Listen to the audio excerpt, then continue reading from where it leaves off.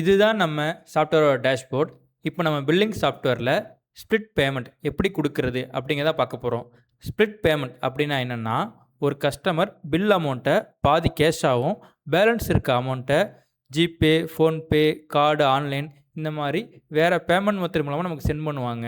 அந்த ரெக்கார்டை எப்படி என்ட்ரி பண்ணுறது அப்படிங்கிறத நம்ம இப்போ பார்க்க போகிறோம். ஓப்பன் பிஓஎஸ் இந்த பட்டனை கிளிக் பண்ணிங்க அப்படின்னா நம்மளோட பில்லிங் ஸ்க்ரீன் ஓப்பன் ஆகிடும். டிஃபால்ட்டாக வால்கின் கஸ்டமர் லோட் ஆகிருக்கும். நம்ம நியூவாக கஸ்டமர் நேம் வேணால் இங்கே ஆட் பண்ணிக்கலாம், இல்லைனா ஆல்ரெடி இருக்கிற கஸ்டமரை சர்ச் பண்ணி எடுத்துக்கலாம். நெக்ஸ்ட்டு ப்ராடக்ட்டை ஸ்கேன் பண்ணி எடுத்துக்கலாம், சர்ச் பண்ணி எடுத்துக்கலாம்.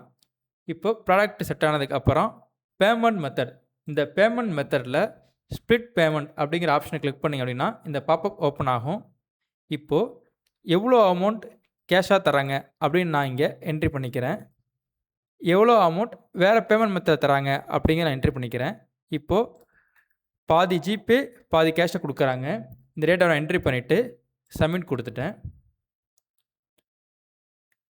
இப்போது கிரியேட் சேல் கொடுத்தீங்கன்னா நம்மளோட சேல் கிரியேட் ஆகிடும்.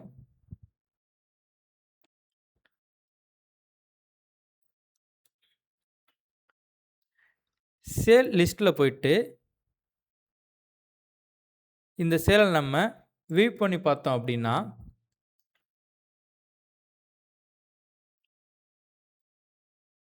நம்ம இந்த 2 பேமெண்ட் மெத்தட் மூலயமா பேமெண்ட் என்ட்ரி பண்ண டேட்டா இந்த சேல் பேமெண்ட் டைம் லைனில் லோட் ஆகிருக்கும்.